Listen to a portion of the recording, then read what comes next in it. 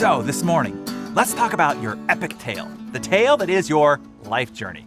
From 30,000 feet, it looks like your life is just one long, continuous journey. If we back up even further, that simple little dash on your tombstone between the date of your birth and the date of your death. But if you zoom in, you realize that this epic journey is comprised of many what are called eras. And nestled inside those eras are what are called mini adventures. Those mini adventures strung together create eras, long spans of time that mark major thresholds that one crosses over through a lifetime. These eras put together end to end, which might be months or years or decades in length each, combine to create this epic tale in totality, a continuous arc of transformation that keeps you growing, developing, and becoming wiser and more assured in who you are. So here's what's exciting about understanding your epic tale this way. First of all, you can have lots of little mini adventures, and those mini adventures do not need to define your life. They can just be that, little adventures within an era. Experiments, things to just try. But if they don't work out, they don't need to define your life. And what's also exciting is an era is just that, a simple defined span of time. And you can end an era and make yourself completely anew in a new era anytime. Take the life journey of Steve Jobs, for instance. At a 30,000 foot view, you'd say he was the guy who built the most valuable company on earth under his leadership. But if you zoom in, you see all these separate eras that he went through. And then inside those eras are these little mini adventures that he took as well. There is the Reed College era, where he happened on a calligraphy course that grabbed his fascination with font types and inspired much of the user interface of something that would become a future era. While working at Atari, he took a mini adventure to India to find spiritual enlightenment. There was also the mini adventure where he experimented with LSD and other psychedelics. He lived in a commune for a mini adventure. He started to study Zen Buddhism as another little mini adventure. Another era began when he and Wozniak started the Homebrew Computer Club, which spawned the beginning of Apple Computer and the first Apple II.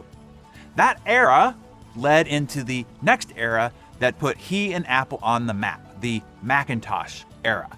And then yet another was forced upon him when he was kicked out of his own company. And that's when Steve started the era of Next and Pixar and his involvement with Disney. Then a new era was born when he went back into Apple in 1997, and a series of mini adventures were launched inside that era, namely the iPod, the iPhone, the iPad, and retail.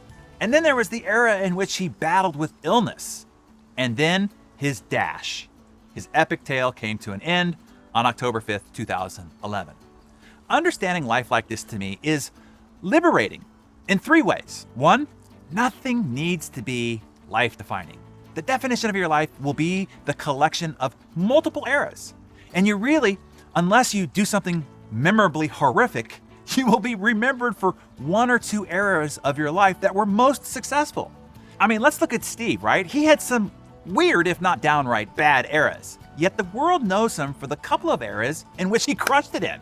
That means you get a bunch of eras to screw it up and fail, and you could still be remembered for your successes. That kind of takes the pressure off, right?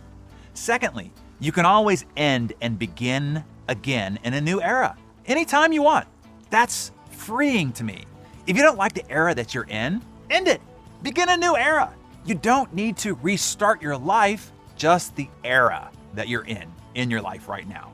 And number three, we should have more mini adventures. And seeing them as such, just mini adventures. Sometimes I think I get hung up on the idea that everything has to be so important and completely in alignment with who I am and who I want to be perceived to be. And that can be very restricting. It keeps me from going outside of my boundaries, from trying, from experimenting, from challenging my own preconceived ideas about who I am. But seeing attempts at trying or doing something that's not typical as just a mini adventure, well, that opens up the fields of options immensely. So, what mini adventure have you always wanted to take? Something you've always wanted to try, a hobby or a skill that you've always wanted to develop, something out of the ordinary for you. Tell us what that is in the comments below. Then tell us what you're gonna do about it starting today.